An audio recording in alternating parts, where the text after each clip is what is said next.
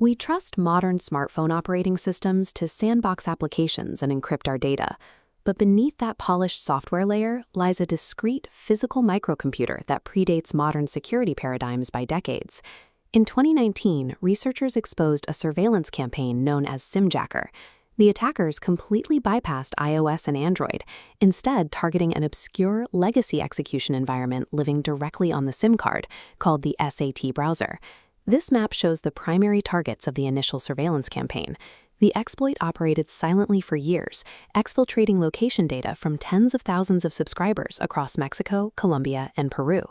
But the SAT browser isn't isolated to Latin America. This global view shows networks across South America, Africa, and the Middle East, deploying the exact same vulnerable SIM applet, putting hundreds of millions of devices at risk.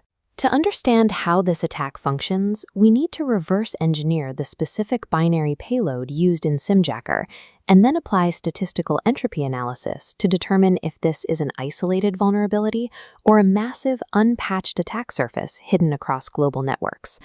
A locked-down operating system provides zero protection if the underlying cellular hardware acts as an open, unmonitored backdoor to your data.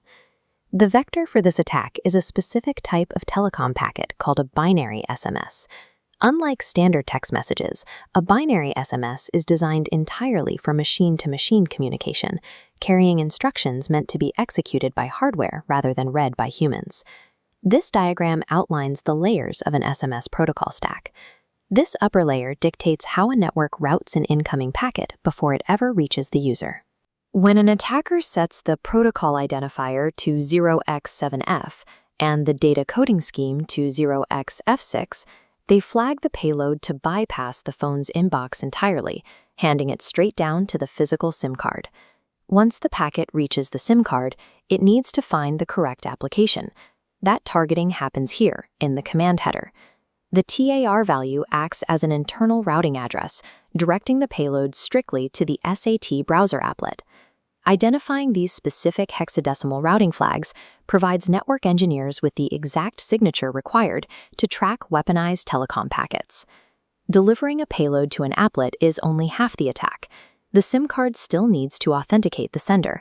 That verification is controlled by a specific byte in the command header, the Security Parameter Indicator, or SPI. This table details the security levels supported by the SAT browser. As you can see in the top row, an SPI set to the value of 0x00 explicitly disables all security checks. Because of this misconfiguration, the SIM applet requires no cryptographic authentication. It blindly accepts and executes instructions from any external sender. Once inside the unsecured SAT browser, the attacker's payload triggers a sequence of SIM toolkit commands. First, it issues a command to provide local information, forcing the hardware to pull the current cell ID from the nearest cellular tower.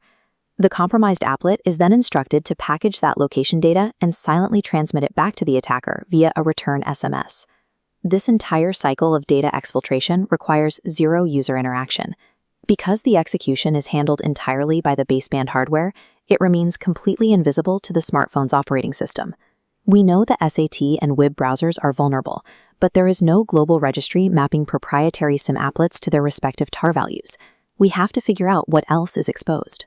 By analyzing global network traffic, researchers identified 30 undocumented TAR values that were actively receiving binary SMS payloads with that same zero security SPI setting. This presents an analytical challenge. The SPI indicates zero standard security, but without access to the proprietary source code, how do we know if these applets employ their own custom encryption? This scatterplot visualization maps out the solution. By measuring the randomness of the data within the binary SMS using Shannon entropy analysis, we can detect hidden security protocols. Payloads that cluster in the high entropy section of the graph exhibit a high degree of mathematical randomness. This tells us they almost certainly utilize custom encryption and are secure against basic manipulation. Conversely, these low-entropy payloads lack structural randomness. This proves they do not have secondary encryption and are entirely vulnerable to execution by outside actors. These low-entropy, zero SPI TARs represent a vast, unmapped attack surface. They are undocumented vulnerabilities hidden in plain sight across multiple telecom operators worldwide. This chart breaks down the malicious traffic targeting vulnerable SIM applications, proving the threat is highly active. Combined, SAT high and low priority push messages account for nearly 70% of all observed attacks. Fixing this at the hardware level is logistically impossible. Attempting to recall or push over-the-air updates to correct the minimum security level on hundreds of millions of legacy SIM cards would take years, assuming the original vendors even support them. The defense must happen at the operator level. Networks must implement deep packet filtering that inspects the SMS protocol stack directly, identifying and blocking incoming binary messages that contain dangerous TAR and SPI combinations. By neutralizing the exploit at the network core, telecom providers intercept the payload before it ever reaches the physical device. Because modern 4G and 5G networks maintain backward compatibility with 3G SMS architectures, the pathways for these exploits remain open. Deep packet inspection of binary over-the-air messaging is a non-negotiable requirement to secure global telecommunications.